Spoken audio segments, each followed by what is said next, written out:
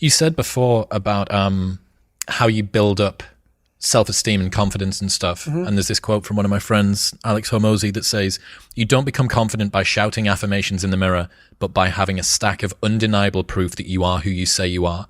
Outwork your self-doubt." Yes. That's nailed. Nailed. Completely nailed. Yes. Because a lot of people will, and some of these motivational people out here, it's the funniest thing in the world to me. They'll go and say, when you wake up in the morning, pound your chest. Fucking look at yourself in the mirror and do all this fucking bullshit. I hope it works.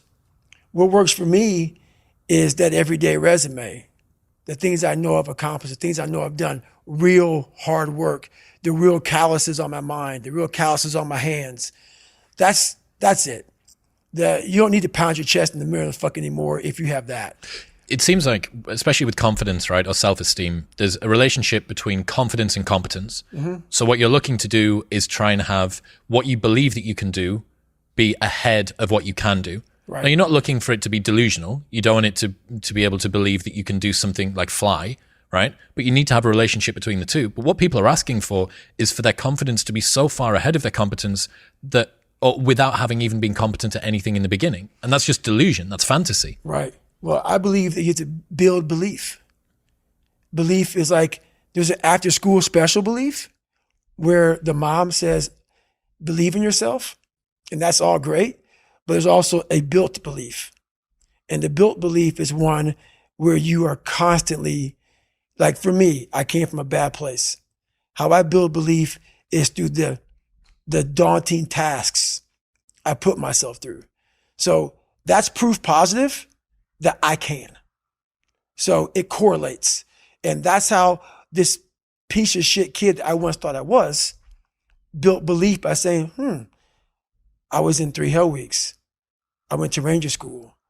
I tried out for Delta Selection. Undeniable stack of proof. That is proof, motherfucker. So whenever you think you can't, the confidence comes from the thing that you built.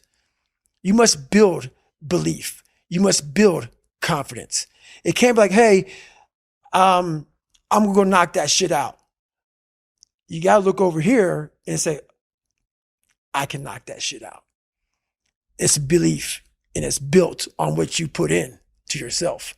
Another friend sent me a message this morning knowing that we had this big thing that we've been working toward for a long time today. He said, Nietzsche said, "I know of no better life purpose than to perish in attempting the great and impossible. The fact that something seems impossible shouldn't be a reason to not pursue it. That's exactly what makes it worth pursuing. Where would the courage and greatness be if success was certain and there was no risk? The only true failure is shrinking away from life's challenges." Nailed that one also. 2 for 2. Nailed that one also, man.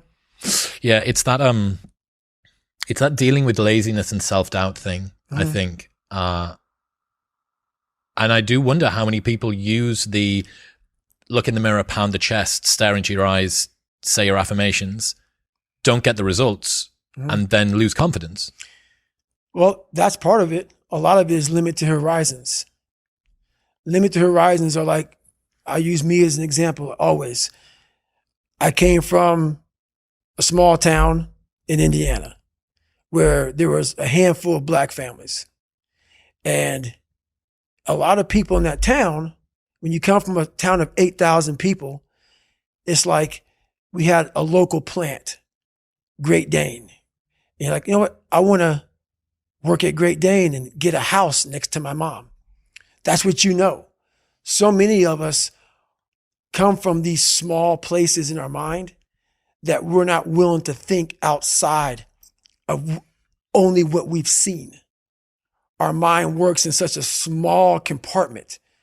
And one thing I was able to do was to dream. Many people, but don't make dreams your fucking master.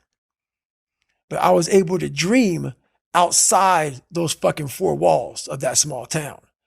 And until you're able to really put yourself into that dream, but don't make dreams your master, that's where you truly become what you're destined to become. What do you mean, don't make dreams your master? A lot of people sit back and they dream about being a sports figure, or dream about being a SEAL, or dream about being an astronaut. And all it is a motherfucking dream.